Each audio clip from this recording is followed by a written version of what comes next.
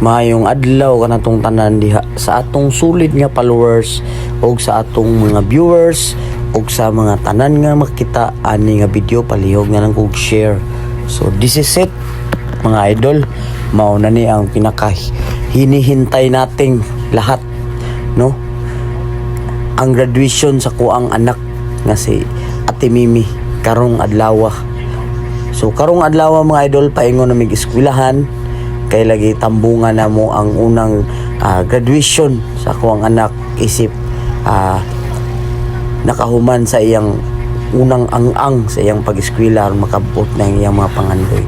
So mo graduate na dahil karon si Ate Mimi sa grade 6. So makahuman na gid sa iyang elementarya og adto na pud mi sa laing bahin, didto na pud sa high school na pud siya.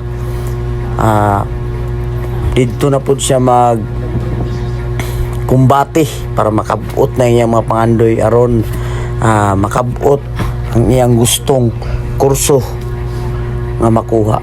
So karon nagsakay miksikan ani mga idol kay lagi ang ako ang motor na ay gamay nga problema, ang ligid niya walay hangin. So nagsikad lang sa mi karon. So lingaw kayo kay nagistorya pud mi aning driver sa sikad about sa pag-vlog kay ngano daw nag-apil na ba daw ko aning pag-vlog. So nagkatawa pud mi sa mga among gistoryahan about sa pag-vlog, pero okay ra na. Ang importante karon nga makapaso na gyud si Ate Mimi. So kauban ako akong asawa ug ang ako ang anak nga si Kuya Miko, dayon si Ate Mimi nasa tubangan.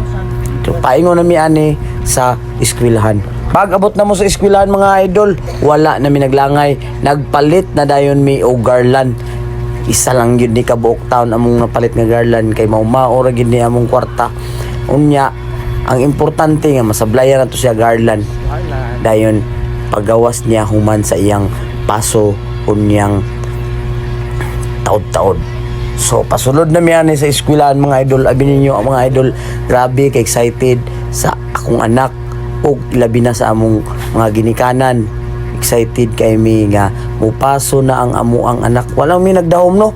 Wala lang yun na mo natagad ang panahon. Inubanan sa labang makagagahom, no? Nga mo graduate na gid siya sa grade 6 og maadto na pud siya sa high school. So grabe na mo kalipay. Gibidyohan yun ako ni mga idol. May na lang nga dili malimtan ang mga istorya sa iyang kagahapon, sa iyang pag-eskwela gikan sa daycare, paingon sa iyang pag-graduate karon, no? Dili lalim ang giagian sa tuang mga anak ug labi na pod kitang ginikanan nga kita mismo gid ang naning kamot para gid masubaybayan nato ang ilang pag-eskwela aron makahuman ug naning kamot ta nga makahuman sila ilumanan sa atong pag-ampo sa labang makagagahom, no?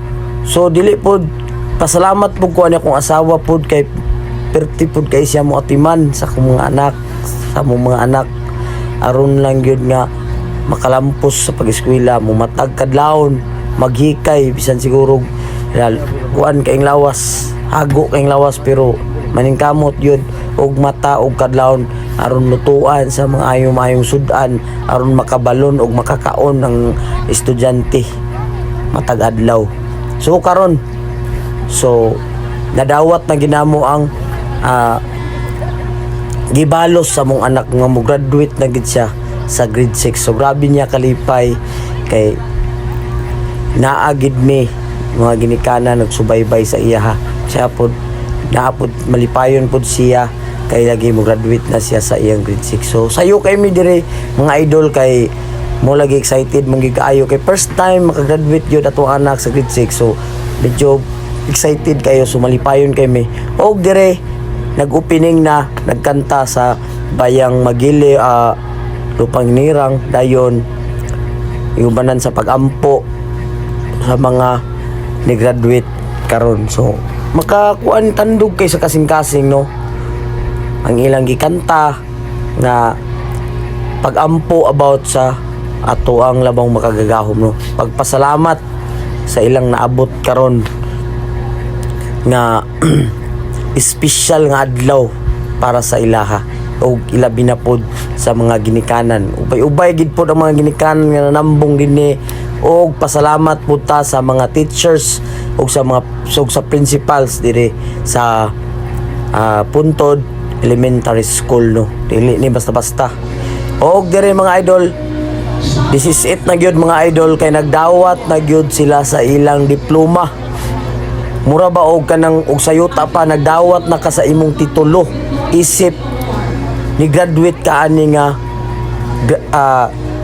grade 6. So permirong ang sa imong pag-eskwela. So ginidawat na nimo ang imong og sa kwan pa titulo sa imong pagpaningkamot, isip usa ka estudyante. So mo na kung anak nigbaw siya, ako gid ni siyang gipokus sa kamera, bisag layo-layo ra ta kay di man kita pwede makasulod didto sa ilahang area dapit. So gipokus gyud ako kay ako gyud gitan-aw kung unsay jud siya kalipay. Grabe gyud niya kalipay mga idol. So diri na dayon nag-message dayon ng speaker, no, nga makatandog po sa kasing-kasing ang kasing-kasing ang iya pong kaagi, isip usa pod siya ka estudyante nga karon nakahuman na siya, usa siya ka engineer. So di po basta-basta pod niyang kaagi nga gi-share niya sa mga estudyante, no, makatandog pod nga ug makahatag pod og kanang idea, makahatag og kusog nga mangkamot ta sa atong pag-eskwela. Og pagkahuman sa inspirational message sa guest speaker, ikanta na nila ang ilang graduation song nga A Million Dreams. So makatandog kay sa atong kasing-kasing ang ilang awit nga gihandog para sa mga nag-graduate o para pod sa mga ginikanan. So dili lang kay kani grabe pod ang guest speaker nga iyang mga kaagyang gisubay. So maka-inspire jud kayo. So tatong paminahon.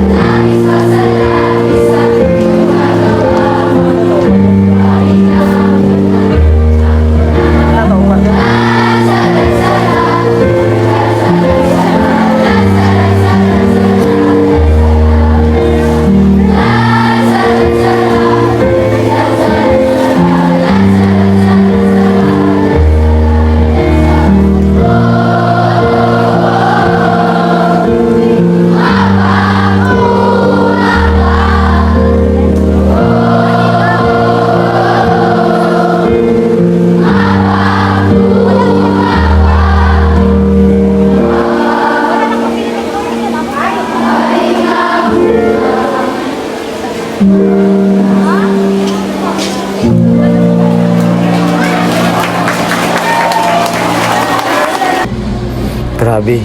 Mura kog nakahilak sa pagkanta nila ani nga kanta nga grabe. Nang inbound akong balibo sa grabe gyud ako kalipay. Murag nakakandog gyud akong kasing-kasing gyud ani nga kanta. So karon humana ang graduation, nagpaso na sila dito sa pagawas para saluban na namo og garland. So muna ni nga part mga idol nga grabe kalipay sa mga estudyante kay natapos na gyud og maka adto na gyud sila sa ikaduhang ang sa ilang pangandoy mao ang high school. So lahing bahin na pud ni silang kinabuhi nga ilang maagian kalisod kalipay o unsa man diya kasakit mga problema nga kaya nila lagpasan aron makahuman na pud sila sa ikaduhang ang para sa ilang mga pangandoy sa ilang kinabuhi, no. Nya kita suporta lang gyud ta kanunay sa ilaha para sa ilahang kaugmaon ora mangin natong mahatag sa ilaha kay pobre man gyud ta nga ginikanan apan dili na siya moy basihan kundi nagsumikad kini sa atong pagpaningkamot og sa ato ang mga anak uban sa pagampo o gamo nang gisaluban ni si Ate Mimi sa iyang garland nya lipay kay siya.